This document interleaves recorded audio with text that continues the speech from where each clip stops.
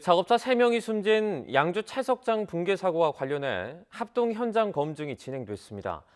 경찰과 고용노동부의 수사가 본격화한 건데 이 사전에 안전보건 예산과 인력을 확보했는지 등이 중대재해처벌법 적용 여부를 판가름할 핵심 쟁점이 될 것으로 보입니다. 김혜린 기자입니다. 삼표산업 양주사업장 입구가 수사기관 차량으로 분주합니다. 양주 채석장에서 마지막 실종자가 숨진 채 발견된 다음 날, 곧바로 경찰과 고용노동부 중앙사고조사단, 외부 전문가가 참여한 합동감식이 진행된 겁니다.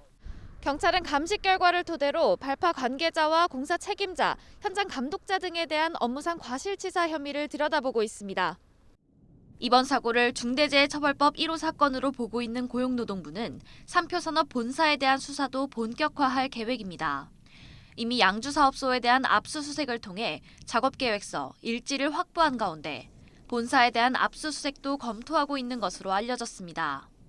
전문가들은 경영 책임자에게 중대재해처벌법을 적용하려면 본사가 안전보건 예산, 인력을 배치했는지가 핵심 쟁점이 될 것이라고 분석합니다.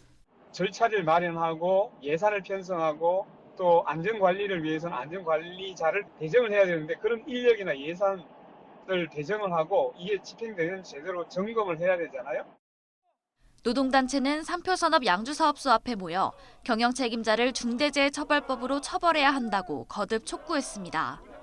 지난해에도 삼표산업 작업자 2명이 숨지는 사고가 일어났지만 솜방망이 처벌에 그쳐 이번 사고가 발생했다는 겁니다. 실질적인 경영 책임자가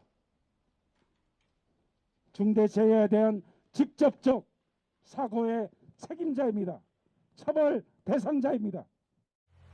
지난달 시행된 중대재해처벌법을 처음 적용하는 사례인 만큼 관계기관도 신중하게 조사를 진행하고 있는 가운데 법 적용 여부가 판가름 나기까지는 최소 수개월이 걸릴 것으로 보입니다.